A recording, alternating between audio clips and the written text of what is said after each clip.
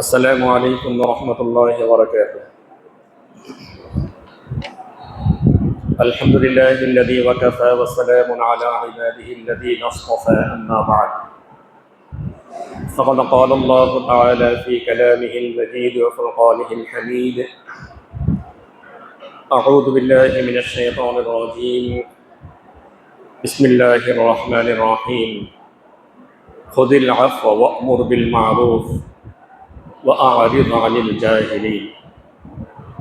وقال سبحانه وتعالى: إن الله ملائكته يصلون على النبي يا أيها الذين آمنوا صلوا عليه وسلموا تسليما.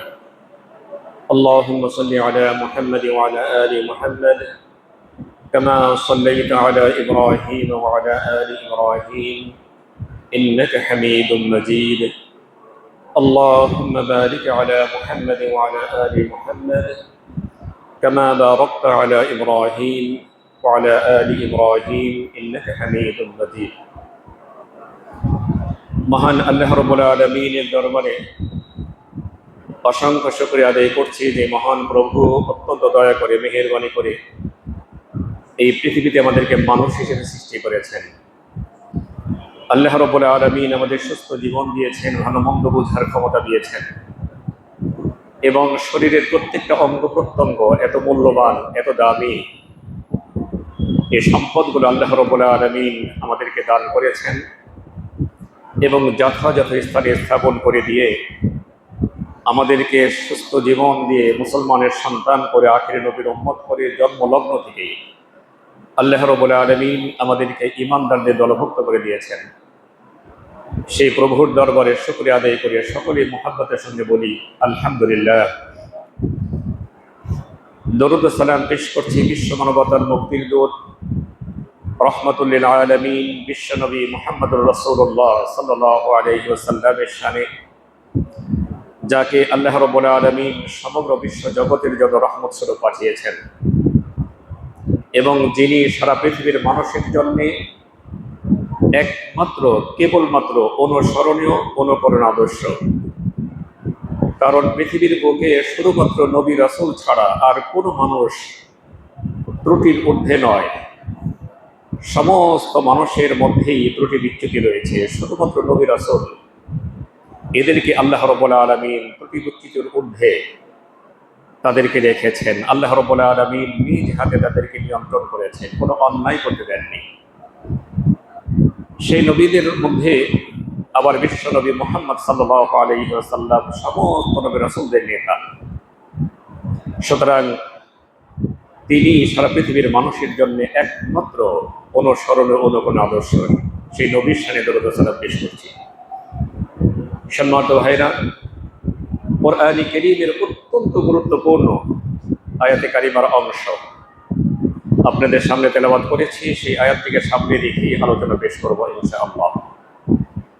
আল্লাহ রাব্বুল আলামিন বলেছেন, খুযিল আফওয়া ওয়া'মুর বিল মা'রুফ ওয়া আ'রিদ আনিল জাহিলিন। আল্লাহ পাক তার নবীকে এবং নবীর মাধ্যমে পৃথিবীর সমস্ত মানুষকে লক্ষ্য করে বলেছেন, তোমরা ক্ষমা এবং বিনয়ের নীতি অবলম্বন করো, মানুষকে সৎ কাজের আদেশ করো এবং যারা অজ্ঞ মূর্খ যারা তাদেরকে তোমরা এড়িয়ে চলো। এটা আল্লাহ পাকের নির্দেশ। বিনয়, নম্রতা এটা মানুষের চরিত্রের অত্যন্ত গুরুত্বপূর্ণ অংশ। রাসূল সাল্লাল্লাহু আলাইহি ওয়াসাল্লাম বলেছেন, বিনয় এবং নম্রতা থেকে যে বঞ্চিত সে আল্লাহ পাকের সমস্ত কল্যাণ থেকেই বঞ্চিত। আল্লাহ রাব্বুল আলামিন বলেন, ওয়ালা তাস্তাবিল হাসানাতু ওয়ালা সাইয়্যিআহ। তোমরা, আল্লাহ পাক বলেন, ভালো এবং মন্দ কোনোদিন সমান হতে পারে না। ইদফা বিল্লাতী হিয়া আহসান। তুমি মন্দের প্রতিদান ভালো দিয়ে দাও। তোমার সঙ্গে যে খারাপ আচরণ করেছে তুমি তার সঙ্গে খারাপ আচরণ করো না, ভালো দিয়ে তার প্রতিদান দাও। ইদফা বিল্লাতী হিয়া আহসান فإذا الذي بينك وبينه عداوة كأنه ولي حميم।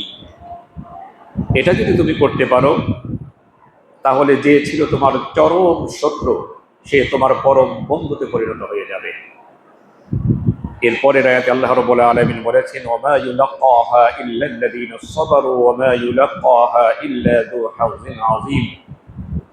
এই কাজ শুধুমাত্র তারাই পারবে যারা অত্যন্ত ধৈর্যশীল এবং পরম সৌভাগ্যবান। সম্মানিত ভাইরা, এ সম্পর্কে রাসূল কারীম সাল্লাল্লাহু আলাইহি ওয়াসাল্লাম বলেছেন, হাদিস শরীফে এসেছে, ইন্নাল্লাহা আওহা ইলাইয়া তাওয়াদিউ।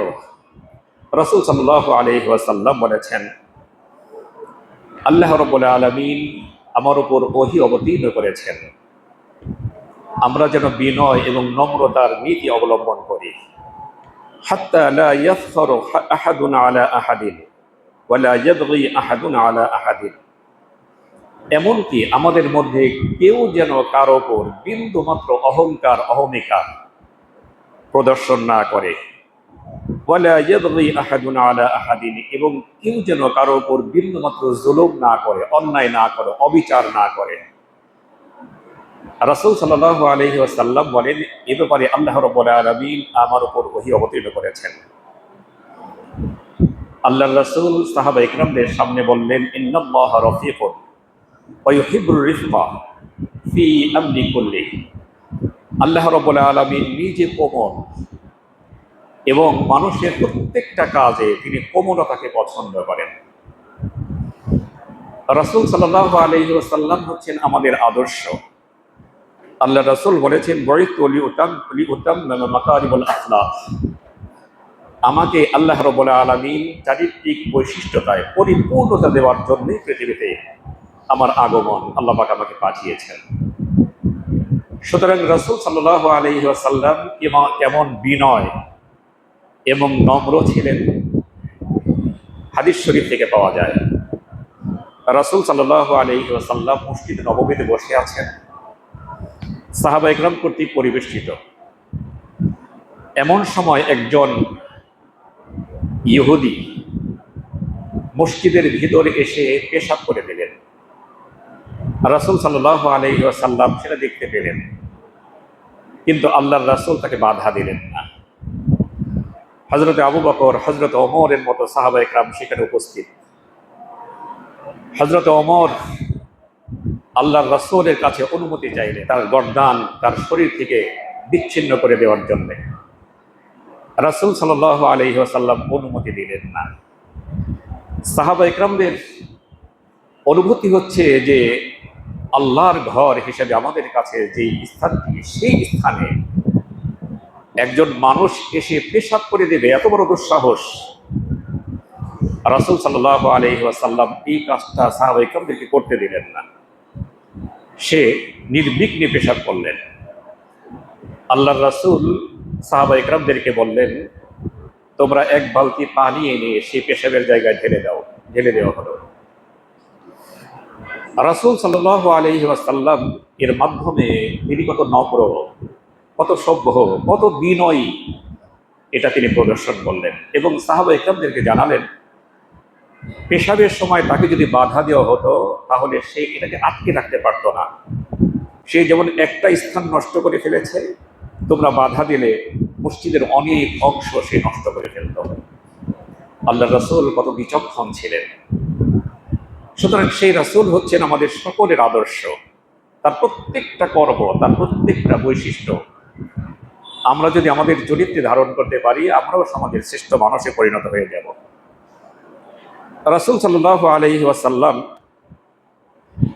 একজন ইহুদির কাছ থেকে টাকা নিয়েছিলেন, পরিশোধ করে দেবেন সময় মতো, একটা সময় নির্ধারণ করা হয়েছে। কিন্তু সেই ইহুদি সেই সময় আসার আগেই আল্লাহ রাসূলের কাছে এসে সেই টাকাটা দাবি করছেন। রাসূল সাল্লাল্লাহু আলাইহি ওয়াসাল্লাম অবরকত প্রদর্শন করলেন। তিনি বললেন, তোমার এই টাকাটা পরিশোধ করার জন্য তো নির্ধারিত সময় আমাকে দেয়া আছে। সেই ইহুদি বললেন, না, আমি সেই সময় গমায় বুঝি না, আমার টাকা আপনাকে এখনই পরিশোধ করতে হবে। টাকা পরিশোধ করা না ছাড়া আমি এখান থেকে যাব না। তিনি মসজিদে নববীতে অবস্থান করলেন। আল্লাহর রাসূল জোহর নামাজ পড়ে আসর পর্যন্ত অপেক্ষা করলেন। কারণ ইহুদিদের দাবি টাকা না দিয়ে আপনিও যাবেন না। আল্লাহ রাসূল অপেক্ষা করলেন, আসর নামাজ সেখানেই বললেন। আল্লাহ রাসূল উঠলেন না, সাহাবা ইকরাম তারাও উঠলেন না মসজিদের অবগে থেকে। আসর নামাজ আদায় করলেন, আসর থেকে মাগরিব পর্যন্ত আল্লাহ রাসূল অপেক্ষা করলেন, সাহাবা ইকরাম অপেক্ষা করলেন। মাগরিব থেকে এশা পর্যন্ত আল্লাহ রাসূল আবার অপেক্ষা করলেন, যে দেখি তিনি তার সিদ্ধান্ত পরিবর্তন করেন কিনা ইহুদি। সাহাবা ইকরাম সেখানে অবস্থান করলেন, কিন্তু সাহাবা ইকরাম অত্যন্ত রাগান্বিত হলেন যে একজন ইহুদি, সে বিশ্ব নবী দো জাহানের বাদশাহ, তাকে সামান্য একটা বিষয় নিয়ে মসজিদের মধ্যে আটকে রেখেছেন। হাদিস শরীফে এসেছে এশার নামাজের পরে সারা রাত চলে গেল, আল্লাহ রাসূল মসজিদ নববীতে অবস্থান করলেন, ইহুদি অবস্থান করল, সাহাবা ইকরাম অবস্থান করলেন। ফজর নামাজ আদায় করার পরে সেই ইহুদি আল্লাহ রাসূলকে বললেন যে আপনি যে আল্লাহর রাসূল, এ ব্যাপারে আমার আর বিন্দু মাত্র আশঙ্কা নেই। কারণ নবী রাসূল ছাড়া কোনো মানুষের চরিত্র, কোনো মানুষের ধৈর্য, সহনশীলতা এত বেশি হতে পারে না। সুবহানাল্লাহ ওয়া বিহামদিহি। সঙ্গে সঙ্গে সেই ইহুদি আল্লাহ রাসূলের কাছে কালেমা পড়ে তিনি মুসলমান হয়ে গেলেন। সুতরাং রাসূল করিম সাল্লাল্লাহু আলাইহি ওয়াসাল্লাম শুধুমাত্র মানুষের উপর প্রভাব বিস্তার করে মানুষের অন্তর জয় করেননি। আল্লাহর রাসূল সহানুভূতি দিয়ে, উত্তম আচরণ দিয়ে, মহানুভবতা দিয়ে আল্লাহর রাসূল মানুষের মন জয় করেছিলেন। রাসূল সাল্লাল্লাহু আলাইহি ওয়াসাল্লাম বলেছেন, আমার বড় আশ্চর্য লাগে যে কিছু সংখ্যক মানুষ তাদের অত্যন্ত কষ্টে উপার্জিত টাকা পয়সা দিয়ে গোলাম ক্রয় করে, এরপর সেই গোলামটাকে আজাদ করে দেয়। কিন্তু সেই একই মানুষ কেন তার উত্তম আচরণের মাধ্যমে আজাদ মানুষগুলোকে গোলামে পরিণত করে না? সুবহানাল্লাহ ওয়া বিহামদিহি। এই হাদিস দ্বারা আল্লাহ রাসূল বলতে চেয়েছেন যে কোনো মানুষ যদি মানুষের সঙ্গে উত্তম আচরণ করে, বিনয় এবং নম্রতা প্রদর্শন করে, তাহলে যার সঙ্গে করব সেই মানুষগুলো এর গোলামে পরিণত হয়ে যাবে। আল্লাহ রাসূলের একজন খাদেম ছিলেন, তার নাম ছিল হযরত আনাস রাদিয়াল্লাহু তাআলা আনহু। হযরত আনাস আল্লাহ রাসূলের কাছে 10 বছর বয়সে এসেছেন, আল্লাহ রাসূলের খেদমত করেছেন 10 বছর পর্যন্ত। হযরত আনাস বলেছেন, আমি ছোট্ট বয়সে আল্লাহ রাসূলের কাছে এসেছি, 10 বছর আল্লাহ রাসূলের খেদমত করেছি। ছোট্ট মানুষ আমি কত ভুল করে ফেলেছি। আল্লাহ রাসূল জুতা আনতে বলেছেন, আমি তাসবিয়া নিয়েছি। আল্লাহ রাসূল জামা আনতে বলেছেন, আমি জুতা এনেছি। এবং অনেক ভুল ত্রুটি আমি করেছি। বিশ্বনবী মুহাম্মদুর রাসূলুল্লাহ সাল্লাল্লাহু আলাইহি ওয়াসাল্লাম কোনোদিন আমার প্রতি রাগ করেননি এবং আমাকে এই কথাটি পর্যন্ত বলেননি যে আনাস, এটা তুমি করলে কেন? সুবহানাল্লাহ ওয়া বিহামদিহি, সুবহানাল আযীম। কেমন আচরণ ছিল আল্লাহ রাসূলের, কত সহানুভূতি ছিল, মহানুভব ছিলেন আল্লাহ রাসূল। হযরত আনাস বর্ণনা করেন, আমাকে রাসূল সাল্লাল্লাহু আলাইহি ওয়াসাল্লাম একটা কাজের জন্য একবার পাঠালেন। আমি সেই কাজের জন্য বের হলাম। আমি রাস্তায় বের হয়ে দেখি সামনে একটা মাঠে আমার মতো ছোট্ট বাচ্চারা খেলাধুলা করতেছে। আমিও তাদের সঙ্গে খেলাধুলা লিপ্ত হয়ে গেলাম। বিশ্বনবী যে আমাকে যে কাজের জন্য পাঠিয়েছেন সেটা আমি ভুলে গেলাম। অনেক সময় খেলাধুলার মধ্যে পার করলাম। হঠাৎ আমি দেখতে পেলাম বিশ্বনবী দো জাহানের বাদশাহ, তিনি আমার পাশে এসে দাঁড়িয়ে আমার ঘাড়ের উপর এবার হাত রেখেছে। হাত রেখে মুচকি হেসে দিয়ে বললে, আনাস, তুমি খেলা শেষ করে আমার সেই কাজটা করে দিও। সুবহানাল্লাহ ওয়া বিহামদিহি, সুবহানাল আযীম। কেমন আচরণ ছিল রাসূল সাল্লাল্লাহু আলাইহি ওয়াসাল্লামের। রাসূল সাল্লাল্লাহু আলাইহি ওয়াসাল্লাম বলেছেন, ইরহামু মান ফিল আরদি ইয়ারহামুকুম মান ফিস সামা। পৃথিবীর অধিবাসীদের উপর তুমি রহম করো, দয়া করো, অনুগ্রহ করো, তাহলে আসমানের মালিক যিনি আছেন তিনিও তোমার প্রতি দয়া করবেন। সুবহানাল্লাহ ওয়া বিহামদিহি, সুবহানাল আযীম। রাসূল সাল্লাল্লাহু আলাইহি ওয়াসাল্লাম সাহাবা ইকরামদের কাছে বর্ণনা করলেন, সাহাবা ইকরাম শোনো, বনী ইসরাঈল সম্প্রদায়ের এক ব্যক্তি ছিল, একজন মহিলা, তিনি ছিলেন পতিতা। আল্লাহ রাসূল বললেন, পতিতাবৃত্তি করে তিনি যখন বাড়িতে ফিরতেছিলেন, তিনি দেখতে পেলেন রাস্তার পাশে একটি কূপ রয়েছে। সেই কূপের পাশে একটি অত্যন্ত তৃষ্ণার্ত কুকুর রয়েছে। কুকুর সেই কূপ থেকে পানি পান করার জন্য আপ্রাণ চেষ্টা করছে, কিন্তু পানি পান করা তার পক্ষে সম্ভব হচ্ছে না। তৃষ্ণায় কুকুরের জিহ্বা বের হয়ে গেছে। রাসূল সাল্লাল্লাহু আলাইহি ওয়াসাল্লাম বলেন, সেই পতিতা তার নিজের চামড়ার মোজা খুলে এরপরে ওড়না দিয়ে পেঁচিয়ে সে চামড়ার মোজা পানিতে ডুবিয়ে দিয়েছে। এরপর যতটুকু পানি চলে এসছে তার সেই মোজার পানি সেই কুকুরকে পান করালো। রাসূল সাল্লাল্লাহু আলাইহি ওয়াসাল্লাম সাহাবায়ে কিরামদের সামনে বর্ণনা করলেন, আল্লাহ পাকের একটি মাখলুকাতের সাথে এমন দয়া প্রদর্শন করার কারণে আল্লাহ রাব্বুল আলামিন তার পিছনের জীবনের সমস্ত গুনাহ ক্ষমা করে দিলেন। সুবহানাল্লাহি ওয়া বিহামদিহি সুবহানাল্লাহ। আরেক ব্যক্তির বর্ণনা আল্লাহ রাসূল দিলেন, একজন একটি বিড়াল ছিল। সেই বিড়াল তার কোন একটি খাবার খেয়ে ফেলেছে।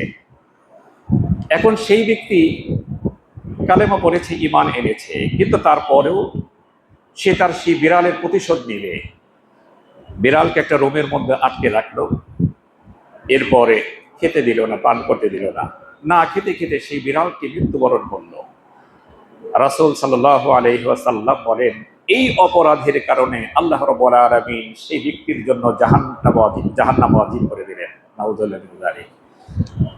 তাহলে ক্ষুদ্র একটা প্রাণী, সেই প্রাণীর সঙ্গেও আমরা যদি অসৎ আচরণ করি, তার উপর জুলুম করি, তার অধিকার থেকে তাকে বঞ্চিত করি, এটার জন্য আমাদের জন্য জান্নাত হারাম হয়ে যাবে, জাহান্নাম ওয়াজিব হয়ে যাবে। আর মানুষ হয়ে যদি মানুষের অধিকার আমরা ক্ষুণ্ণ করি, তার উপর জুলুম করি, অবিচার করি, তাহলে সেটা যে কত বড় অপরাধ আল্লাহ পাকের কাছে, সেটার বলার অপেক্ষা রাখে না। সম্মানিত ভাইয়েরা, হযরত লোকমান হাকিম সূরা লোকমানের মধ্যে তার অনেক উপদেশ এসছে। সে সন্তানদের জন্য অনেক উপদেশ দিয়েছেন। হযরত লোকমান পৃথিবীর সবচেয়ে বড় চিকিৎসক ছিলেন তিনি। এমন চিকিৎসক তিনি ছিলেন, আল্লাহ পাক তাকে এমন জ্ঞান দান করেছিলেন, তিনি যখন রাস্তা দিয়ে হেঁটে যেতেন, রাস্তার দুই পাশে যে গাছগুলো থাকতো সেই গাছগুলোর জবান আল্লাহ পাক খুলে দিত। ওই গাছগুলো হযরত লোকমানকে ডেকে বলতেন, হে লোকমান, আল্লাহ রাব্বুল আলামিন আমাকে এমন শক্তি দিয়েছেন, আমাকে আল্লাহ পাক অমুক রোগের ঔষধ হিসেবে পৃথিবীকে সৃষ্টি করে দিয়েছেন। সুবহানাল্লাহ। এই হযরত লোকমান আলাইহিস সালাম তার সন্তানদের জন্য অনেক উপদেশ দিয়েছেন। আর উপদেশগুলো আল্লাহ পাকের কাছে এত বেশি পছন্দ হয়েছে। পিতা তার সন্তানকে কি উপদেশ দিলেন, আল্লাহ রাব্বুল আলামিন সেটা কোরআনে কারীমের মধ্যে উল্লেখ করে দিয়েছেন, যে কিয়ামত পর্যন্ত পৃথিবীর পিতারা সন্তানদের জন্য যেন এমন উপদেশ দেয়। হযরত লোকমান আলাইহিস সালাম তার সন্তানদের উদ্দেশ্যে বললেন, ওয়ালা তুসাইর খাদ্দাকা লিন-নাস, হে সন্তান, মানুষের সঙ্গে অবজ্ঞাসূচক ব্যবহার করো না, অবজ্ঞা করো না। হতে পারে সে একজন রিকশাওয়ালা, হতে পারে সে একজন দিনমজুর, হতে পারে সে একজন অত্যন্ত নিচু মানের কাজ করে, হতে পারে, তার সঙ্গে অবজ্ঞাস্বরূপ কথা বলো না। ওয়ালা তামশি ফিল আরদি মারাহা, এবং এই জমিনের উপর অহংকার করে পা ফেলো না। সন্তানদেরকে বলেছেন, ইন্নাল্লাহা লা ইউহিব্বু কুল্লা মুখতালিন ফাখুর, সন্তানরা জেনে রেখো, আল্লাহ রাব্বুল আলামিন কোন দাম্ভিক এবং অহংকারীকে পছন্দ করে না। আরেক জায়গায় তিনি সন্তানদেরকে বলেছেন, ইন্নাকা লান তাখরিকাল আরদা ওয়া লান তাবলুগুল জিবালা তুলা। ও সন্তান, আল্লাহ পাক পৃথিবীর মানুষকে উদ্দেশ্য করে বলছেন, তুমি কি পারবে অহংকার করে এই জমিনটাকে ফাটিয়ে দিতে? তুমি কি পারবে অহংকার করে ওই পাহাড়ের উচ্চতা পর্যন্ত লাফিয়ে উঠতে? তাহলে কিসের অহংকার করো? ক্ষমতার অহংকার, টাকার অহংকার, ঘর বাড়ির অহংকার, এগুলো করা যাবে না। আল্লাহ রাব্বুল আলামিন বলেছেন, হাদিসে কুদসিতে এসেছে, অহংকার হচ্ছে আমার ইজার বা আমার চাদর। যে ব্যক্তি অহংকার করলো সে যেন আমি আল্লাহ পাকের চাদর নিয়ে টানাটানি করলো। নাউযুবিল্লাহি মিন যালিক। এ ব্যাপারে রাসূল করিম সাল্লাল্লাহু আলাইহি ওয়াসাল্লাম বলেছেন, মান তাওয়াদা লিল্লাহি রাফাআহু আল্লাহ। যেই ব্যক্তি মানুষের সঙ্গে বিনয় এবং নম্রতা প্রদর্শন করে, তার কথাবার্তায়, তার আচার আচরণে নম্রতা প্রদর্শন করে, আল্লাহ রাব্বুল আলামিন তার মর্যাদা আগে যেমন ছিল তার চেয়ে আল্লাহ পাক তার মর্যাদা অনেক উন্নত করে দেন। সুবহানাল্লাহ বিহামদিহি সুবহানাল্লাহ আযীম। সেই ব্যক্তির দৃষ্টান্ত হচ্ছে আল্লাহ রাসূল বলেছেন, ফাহুয়া ফি নাফসিহি সাগীরুন ফি আ'য়ুনিন নাসি আযীমুন। সেই ব্যক্তি নিজেকে নিজে খুব ছোট মনে করে, কিন্তু মানুষের দৃষ্টিতে সেই ব্যক্তির মর্যাদা অনেক উঁচু। ওমান তাকাব্বারা ওয়াদাআহু আল্লাহ। আর যেই ব্যক্তি অহংকার অহমিকা করে, মানুষের সঙ্গে বড়াই করে, এই অহংকার প্রদর্শন করে, আল্লাহ রাসূল বলেছেন আল্লাহ রাব্বুল আলামিন তার মর্যাদা মানুষের কাছ থেকে অনেক নামিয়ে দেন। তার দৃষ্টান্ত কেমন? ফাহুয়া ফি নাফসিহি কাবীরুন ওয়া ফি আ'য়ুনিন নাস আযীম সাগীরুন। সেই ব্যক্তি নিজেকে নিজে খুব বড় মনে করে, আর মানুষের দৃষ্টিতে সে অত্যন্ত ছোট, অত্যন্ত নিকৃষ্ট, অত্যন্ত ক্ষুদ্র। কতটা ছোট? আল্লাহ রাসূল বলেছেন, হাত্তা লাহু আহওয়ানু আলাইহিম মিন কালবিন আও খিনজিরিন। এমনকি মানুষের কাছে সেই ব্যক্তি যে অহংকার অহমিকা করে, গর্ব করে কথা বলে, গর্ব প্রদর্শন করে, আল্লাহ রাসূল বলেন সেই ব্যক্তি মানুষের কাছে কালবুন আও খিনজির, কুকুরের চাইতে, শুকুরের চাইতে নিকৃষ্ট। নাউযুবিল্লাহ। এই জন্য ভাইয়ের আমার, আল্লাহ পাক আমাদেরকে যদি সম্পদ দেন, সম্মান দেন, ক্ষমতা দেন, টাকা পয়সা দেন, শিক্ষা দেন, এটা অহংকার করবো না, এটা আল্লাহ পাক আমাদের কিন্তু দয়া করেছেন। সুতরাং আমরা যদি সেভাবেই কি সেটাকে ব্যবহার করি, তাহলে আল্লাহ পাক দুনিয়াতে সম্মান দিবেন, আখিরাতে আমাদেরকে মর্যাদা দিবেন। আর সামান্য কিছু পেয়ে আমরা যদি অহংকারী হয়ে যাই, তাহলে দুনিয়া আমরা মানুষের কাছে বরবাদ, আখিরাত আমাদের জন্য বরবাদ হয়ে যাবে। রাসূল সাল্লাল্লাহু আলাইহি ওয়াসাল্লাম এ ব্যাপারে বলেন, ইন্নাল মুমিনা লা ইউদরিকু বিহিসনি খুলুকিহি দারাজাতাল কাইমিল লাইলি ওয়া সাইমিন নাহার। মানুষ তার সুন্দর আচরণের মাধ্যমে, তার সুন্দর ব্যবহারের মাধ্যমে সারাদিন রোজা রাখার এবং সারা রাত জেগে জেগে তাহাজ্জুদ নামাজ আদায় করার সওয়াব সে অর্জন করে নিতে পারে। সুবহানাল্লাহ। সেটা কেমন? হাদিসের ব্যাখ্যায় আসছে, কোনো মানুষের সঙ্গে আপনার সাক্ষাৎ হলো, বন্ধু বান্ধব অথবা কলিগ অথবা আপনার ক্লাসের কোনো বন্ধু, তাদের সঙ্গে সাক্ষাৎ হলো, আত্মীয় স্বজনের সাক্ষাৎ হলো, হাসি মুখ থাকতে হবে। এমন মানুষ অনেক সমাজে পাওয়া যায়, মুখ থেকে হাসি যায় না, হাসি যায় না, সবসময় হাসি মুখে কথা বলে। আল্লাহ রাসূল বলেছেন যে হাসি মুখে সালাম দিয়ে জিজ্ঞেস করা, ভাইজান কেমন আছেন, এই যে ছোট্ট একটু বিনয় নম্রতা প্রদর্শন করলো, আল্লাহ রাসূল বলেছেন সারাদিন রোজা রাখলে যে সওয়াব হতো, আল্লাহ রাব্বুল আলামিন তার আমলনামায় সেই সওয়াব দান করে দিলেন। সুবহানাল্লাহ। আবার মাগরিবের পরে কোনো বন্ধু বান্ধব, কোনো পরিচিত জনের সঙ্গে আপনার আমার সাক্ষাৎ হলো, সালাম দিয়ে জিজ্ঞেস করলাম, ভাইজান কেমন আছেন, পরিবার পরিজন কেমন আছে। এই যে ছোট্ট কথাটা আমরা বললাম, রাসূল সাল্লাল্লাহু আলাইহি ওয়াসাল্লাম তার পবিত্র জবানে বলেছেন, সারা রাত জেগে জেগে তাহাজ্জুদের নামাজ আদায় করলে যে সওয়াব হয়, আল্লাহ রাব্বুল আলামিন তার আমলনামায় সেই সওয়াব দান করে দিবেন। সুবহানাল্লাহ বিহামদিহি সুবহানাল আযীম। এই কাজটা আমরা করতে পারবো না ইনশাআল্লাহ? ইনশাআল্লাহ। আমাদের এখানে দেখি, আমাদের বিশ্ববিদ্যালয়ে প্রত্যেকটা হলে আমাদের সিনিয়র ভাইদেরকে সালাম দিতে হয়, জুনিয়রদেরকে, জুনিয়ররা সিনিয়রদেরকে সালাম দেন। এই পদ্ধতি যে বের করেছে, কিয়ামত পর্যন্ত সে কবরের মধ্যে সওয়াব পেতে থাকবে, যে এই পদ্ধতিটা বের করেছে। কিন্তু সওয়াব, সালাম দিতে কাউকে বাধ্য করা যাবে না। সালাম যে দিবে সে হলো উত্তম, যে নিবে সে একটু দূরত্ব, সে একটু পিছনে চলে যাবে মর্যাদার দিক থেকে। আল্লাহ রাসূল বলেছেন, দুই ব্যক্তির সঙ্গে সাক্ষাৎ হলো, দুই ব্যক্তির মধ্যে ছোট হোক বড় হোক, যেই ব্যক্তি আগে সালাম দিল সে হলো উত্তম, আর যে ব্যক্তি জবাব নেওয়ার অপেক্ষায় থাকে, আল্লাহ রাসূল বলেছেন সেই ব্যক্তির সওয়াব অনেক কম। সর্বশেষ একটা হাদিস বলে শেষ করব। আল্লাহ রাসূল বলেছেন, আল মুসলিম আখুল মুসলিম, মুসলমান হলো মুসলমানের ভাই, লা ইয়াজলিমুহু ওয়া লা ইউসলিমুহু। মুসলমান কখনো তার ভাইয়ের উপর জুলুম করতে পারে না, তার ভাইকে অনিরাপদ অবস্থায় ছেড়েও দিতে পারে না। ওমান কানা ফি হাজাতি আখিহি কানা আল্লাহু ফি হাজাতিহি। কোন মুসলমান ভাই যদি তার মুসলমান ভাইয়ের কোন একটা হাজত পূরণ করে দেয়, তাহলে আল্লাহ রাব্বুল আলামিন তার বড় বড় হাজতগুলো পূরণ করে দিবেন। ওমান ফাররাজা আন মুসলিমিন কুরবাতান ফাররাজাল্লাহু আনহু কুরবাতুম মিন কুরবাতি ইয়াউমিল কিয়ামাহ। আর কোন মুসলমানের বিপদ যদি উদ্ধার করে দেয়, বিপদ থেকে তাকে মুক্ত করে দেয়, তাহলে আল্লাহ রাব্বুল আলামিন সেই মুসলমানকে কিয়ামতের সেই কঠিন দিনে বড় বড় বিপদ থেকে উদ্ধার করে দিবেন। সুবহানাল্লাহ বিহামদিহি। ওমান সাতারা মুসলিমান সাতারাহুল্লাহু ইয়াওমাল কিয়ামাহ। আর কোন মুসলমান যদি তার মুসলমান ভাইয়ের কোনো দোষ ত্রুটি গোপন রাখে, আমাদের অভ্যাস হচ্ছে মানুষের কাছে দোষ ত্রুটির বর্ণনা করে তাকে ছোট করে দেয়া। আল্লাহ রাসূল বলেছেন, যদি দোষ ত্রুটি গোপন রাখে, তাহলে আল্লাহ রাব্বুল আলামিন তার বড় বড় দোষ ত্রুটিগুলো হাসরের ময়দানে গোপন রেখে তাকে জান্নাতবাসী করে দেবেন। সুবহানাল্লাহ। সুতরাং এই যে বিনয়, এই যে নম্রতা, এই যে সভ্যতা, এই আচরণগুলো ছিল রাসূল করিম সাল্লাল্লাহু আলাইহি ওয়াসাল্লামের, যে আচরণগুলো ছিল সমস্ত নবী রাসূলদের, সেই আচরণগুলো ধারণ করে আমরা দুনিয়াতে শান্তি এবং আখিরাতে মুক্তি অর্জন করতে পারবো না ইনশাআল্লাহ। আল্লাহ রাব্বুল আলামিন আমাদের সকলকে বিনয়ী এবং নম্র, সভ্য, ভদ্র হওয়ার তৌফিক দান করুন। সকলে বলে আমিন।